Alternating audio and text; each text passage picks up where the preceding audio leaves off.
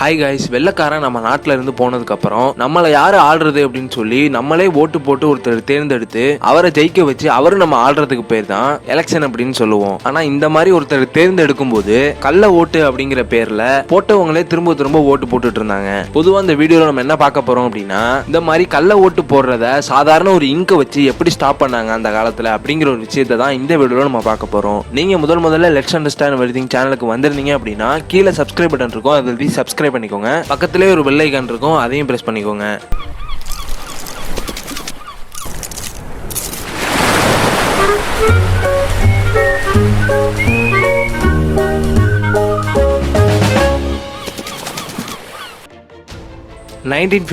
முதல் முறையா இந்தியாவில் எலெக்ஷன் அப்படிங்கிற ஒரு விஷயத்தை அறிமுகப்படுத்துறாங்க. அந்த காலத்துலலாம் எலெக்ஷன் எப்படி நடக்கும்னு பாத்தீங்கன்னா, ஒவ்வொருத்தருடையும் ஒரு பேப்பர் கொடுத்துருவாங்க. அந்த எலெக்ஷன்ல யாரெல்லாம் பார்ட்டிசிபேட் பண்றாங்களோ அவங்க போட்டோலாம் அதுல இருக்கும். நம்ம யாருக்கு ஓட்டு போடுறோமோ ஒரு சீல் எடுத்து அவங்க பக்கத்துல குத்திட்டு அந்த பேப்பரை மடக்கி அங்க இருக்கிற ஒரு பெரிய பாக்ஸ்குள்ள போட்டுட்டு வந்துடணும். இப்படிதான் அந்த காலத்துல இந்தியால எலெக்ஷன் நடந்துகிட்டு இருந்தது. இப்படி எலெக்ஷன் நடக்கும்போது என்ன டிஸ்அட்வான்டேஜஸ் அப்படின்னு பாத்தீங்கன்னா, ஓட்டு போட்டவங்களே திரும்ப திரும்ப ஓட்டு போட்டு ஒரு கட்சியை ஜெயிக்க வச்சுட்டு இருந்தாங்க.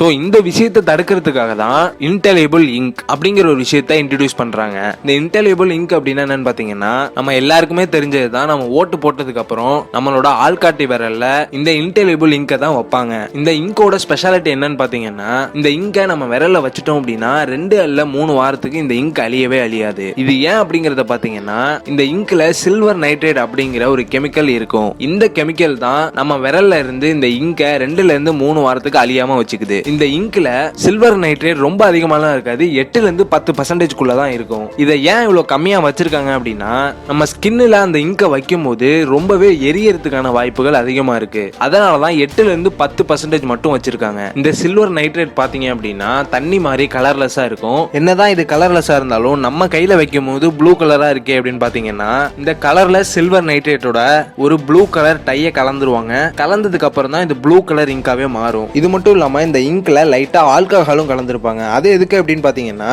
நம்ம கையில வச்ச உடனே சீக்கிரமா ட்ரை ஆகிறதுக்காக இந்த ஆல்கஹாலை வச்சிருக்காங்க. இந்த இங்க் எப்படி நம்ம கையில வச்சதுக்கு அப்புறம் 2ல இருந்து 3 வாரம் வரைக்கும் அழியாம அப்படியே இருக்கு அப்படின்னு பாத்தீங்கன்னா, பொதுவா ஹியூமன் பாடியில சால்ட் அப்படிங்கிற ஒரு விஷயம் இருக்கும். இந்த இங்க்ல இருக்கிற சில்வர் நைட்ரேட் நம்ம ஹியூமன் பாடியில இருக்கிற சால்ட்டோட கலக்கும் போது இது ரெண்டும் ரியாக்ட் ஆகி சில்வர் நைட்ரேட்டா இருக்கிறது சில்வர் குளோரைடா மாதிரி நம்ம கையிலேயே அப்படியே ஒட்டிக்கும். இந்த மாதிரி ரியாக்ஷன் நடக்கிறதுனால தான் நம்ம கையில இருந்து 2 இல்ல 3 வாரத்துக்கு அழியாம அந்த இங்க் அப்படியே இருக்கு.